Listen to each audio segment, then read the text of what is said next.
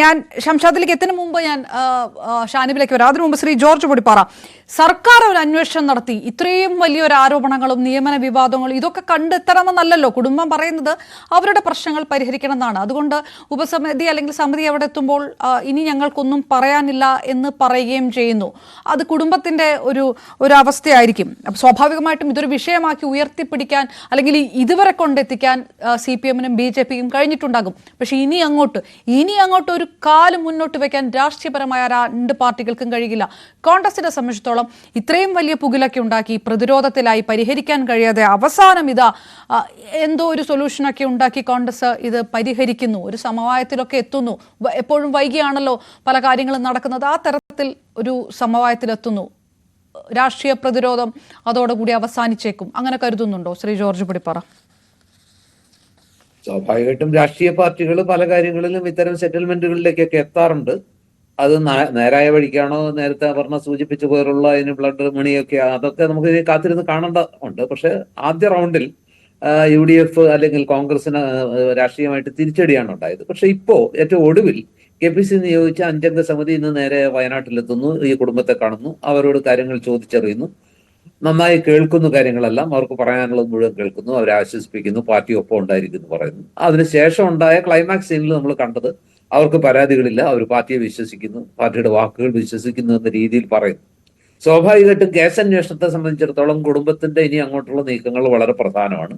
കേസന്വേഷണം ഉദ്ദേശിക്കുന്ന രീതിയിൽ മുന്നോട്ട് പോകണമെങ്കിലും ആ രീതിയിൽ ഈ പറഞ്ഞ കത്തുകളിലൊക്കെ സൂചിപ്പിച്ചിട്ടുള്ള ആളുകളെയൊക്കെ പ്രതിക്കൂട്ടിലാക്കി അവർക്കെതിരെ കേസ് ചാർജ് ചെയ്ത് അവരെ നിയമത്തിന്റെ മുന്നിലേക്ക് കൊണ്ടുവരണമെങ്കിലും ഒക്കെ ഏറ്റവും പ്രധാനമായിട്ടുള്ള മൊഴി അല്ലെങ്കിൽ ഏറ്റവും പ്രധാനമായ വെളിപ്പെടുത്തലുകളും അതുപോലെ തന്നെ മൊഴികളും ഒക്കെ വരേണ്ടത് കുടുംബത്തിന്റെ ഭാഗത്തു നിന്നാണ്.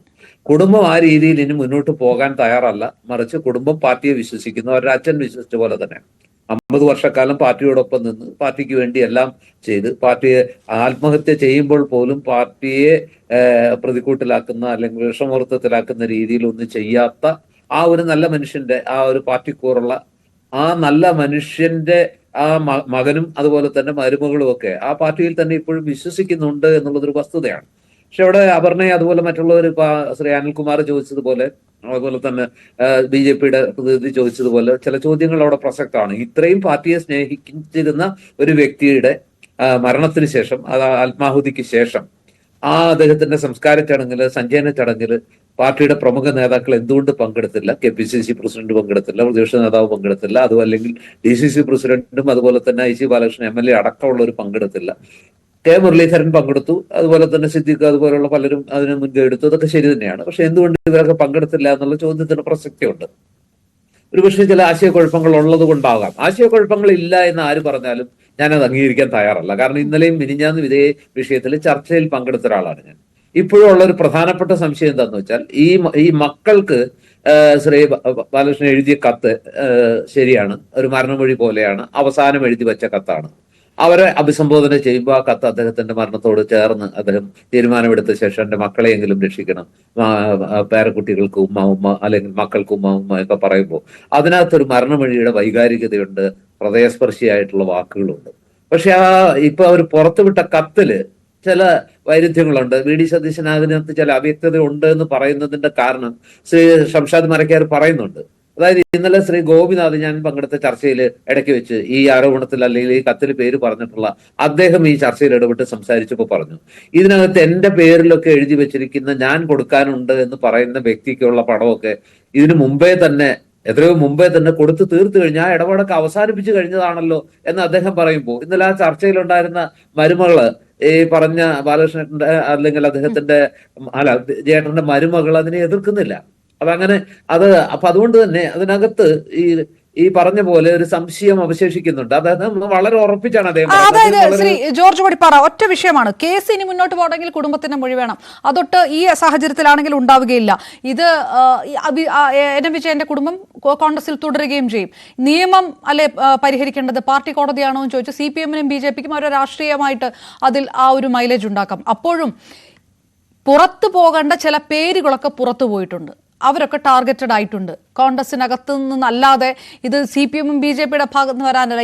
ഇങ്ങനെ കൃത്യമായിട്ട് തലയ്ക്ക് വട്ടമിട്ടുകൊണ്ട് വയനാട്ടിലുള്ള ചില കോൺഗ്രസ് നേതാക്കളുടെ പേരുകൾ പുറത്തു പോവുക, അവർ പ്രതിക്കൂട്ടിലാണെന്നുള്ള ഒരു ധാരണ വരുത്തുക, ആ തരത്തിൽ കോൺഗ്രസിനകത്ത് നിന്ന് പോയിരിക്കുന്ന ചില വിഷയങ്ങൾ അത് മാത്രമാണ് ബാക്കിയാവുക അല്ലേ? അതെ അപർണ, ഇതിനകത്തുള്ള പ്രശ്നം എന്താണെന്ന് വെച്ചാൽ ഇതിനകത്ത് ഇപ്പൊ ഏറ്റവും ഒടുവിൽ ബാക്കിയാവുന്ന രാഷ്ട്രീയമാണ്. അതായത് CPM ഇതൊരു വലിയ രാഷ്ട്രീയ പ്രശ്നമായിട്ട് ഉയർത്തുന്നു. കാരണം അവർക്ക് ചില കാര്യങ്ങളിൽ സമാനമായ വിഷയങ്ങളിൽ സഹകരണ മേഖലയിൽ അവർക്ക് വലിയ തിരിച്ചടി ഉണ്ടായിട്ടുണ്ട്. ഇപ്പൊ കരുവന്നൂർ വിഷയം പോലെയുള്ള പല വിഷയങ്ങളിലും CPM സഹകരണ മേഖലയിൽ പ്രതിക്കൂട്ടിലാണ്. ഇത്രയും വലിയൊരു അഴിമതി കരുവന്നൂർ ബാങ്കിൽ മാത്രം 200-300 കോടിയുടെ അഴിമതി ഉണ്ടെന്ന് പറയുന്നത് അവിടെ ED വട്ടമിട്ട് പറക്കുന്നുണ്ട്. പാർട്ടിയുടെ പ്രതിനിധികൾ അടക്കം പലരും സംശയത്തിന്റെ നേരിലാണ്. ചിലർ ജയിലിൽ കിടന്നിട്ട് ഇപ്പൊ പുറത്തിറങ്ങിയിട്ടുണ്ട്. അപ്പോൾ അതിനകത്തുള്ള ഒരു തിരിച്ചടി സമാനമായിട്ട് ഇപ്പൊ അങ്ങനെ അവർക്ക് തിരിച്ച് ആക്രമിക്കാൻ ഒരു ആയുധം കിട്ടുമ്പോൾ അവർ നന്നായി ഉപയോഗിക്കും. കാരണം അത് കുറച്ചുകൂടി സുസംഘടിതമായ ഒരു മെഷീനറിയുള്ള പാർട്ടിയാണ്, ഭരണവും അവരുടെ കയ്യിലാണ്. അപ്പൊ വീണ് കിട്ടുന്ന ഒരു ആയുധത്തെ തേച്ച് മിനുക്കി വളരെ ശക്തമായിട്ട് ഉപയോഗിക്കുന്നത് ഇപ്പൊ രാഷ്ട്രീയമായിട്ട് അത് വലിയ തെറ്റൊന്നും അല്ല. അതിപ്പോ എല്ലാവരും ചെയ്യുന്നതാണ്. കരുവന്നൂര് കിട്ടിയപ്പോ ചെയ്ത അതാണ്. അതുപോലെ PP ദിവ്യ കേസിൽ വന്ന കേസ്, ഇപ്പൊ ദിവ്യ കേസിൽ കോൺഗ്രസ് എന്താണ് ചെയ്തത്? അവർ രാജിവെക്കണം ആവശ്യപ്പെട്ടില്ലേ? ഞങ്ങൾ അവരെ പുറത്താക്കിയില്ലേ എന്ന് ചോദിക്കുമ്പോൾ ഇതിനകത്ത് രണ്ടും രണ്ടാണ് എന്നുള്ളത് ഉറപ്പാണ്. കാരണം അവിടെ ഒരു യോഗത്തിൽ വന്ന് പങ്കെടുത്ത് തേജോവധം ചെയ്യുന്ന രീതിയിൽ സംസാരിച്ച് ആ മനുഷ്യനെ പൊടുന്നനെ ആത്മഹത്യയിലേക്ക് തള്ളിവിടുകയാണ്. ഇത് പക്ഷേ ഒരു നീണ്ടു നിന്ന രാഷ്ട്രീയ പ്രക്രിയയുടെ ഭാഗമായി അദ്ദേഹം കൂടി ഉൾപ്പെട്ട ഒരു രാഷ്ട്രീയ സംവിധാനം ദീർഘകാലമായി തുടർന്നു വരുന്ന ചില പരിപാടികളുടെയൊക്കെ ഭാഗമായിട്ട് അദ്ദേഹം ചില പണമിടപാടുകളിൽ പങ്കാളിയാകുന്നു. അതിന്റെ ഭാഗമായിട്ട് അദ്ദേഹത്തിന് നിക്കക്കള്ളി ഇല്ലാതാകുന്ന ഘട്ടത്തിൽ അദ്ദേഹം ഭിന്നശേഷിക്കാരനായ മകനെയും കൊണ്ട് ആത്മഹത്യ ചെയ്യുന്നു, ജീവൻ യാത്ര പറയുന്നു. രണ്ടും രണ്ടാണ്. പക്ഷെ ആ കേസിൽ കോൺഗ്രസ് എടുത്ത നിലപാടിനെ ഖണ്ഡിക്കാനും ഞങ്ങൾ എന്താണ് ചെയ്തത്, അവർക്കെതിരെ നടപടിയെടുത്തു, നിങ്ങൾ എന്താണ് ചെയ്യുന്നത്, ആരോപണ വിധേയരെ സംരക്ഷിക്കാൻ ശ്രമിക്കുന്നു. പക്ഷെ ഇന്ന് പോലും എടുത്ത കേസുകളിൽ അവർ നേരത്തെ സൂചിപ്പിച്ച ഒരു വസ്തുതയുണ്ട്. ഇതിനകത്ത് ഏറ്റവും കൂടുതൽ ആരോപണ വിധേയരായിട്ടുള്ള 2 പേരും, ഒന്ന് DCC പ്രസിഡന്റ് അപ്പച്ചനും, 2 IC ബാലകൃഷ്ണൻ എന്ന് പറയുന്ന MLA ആണ്. ഈ 2 പേർക്കെതിരെ ഇന്ന് 2 കേസെടുത്തെങ്കിലും ആ കേസിനകത്ത് വന്ന കേസിൽ ഒരു പ്രതി വിജയേട്ടൻ തന്നെയാണ്. അതുപോലെ തന്നെ ലോക്കലായിട്ടുള്ള 2-3 നേതാക്കളെ ഉള്ളൂ.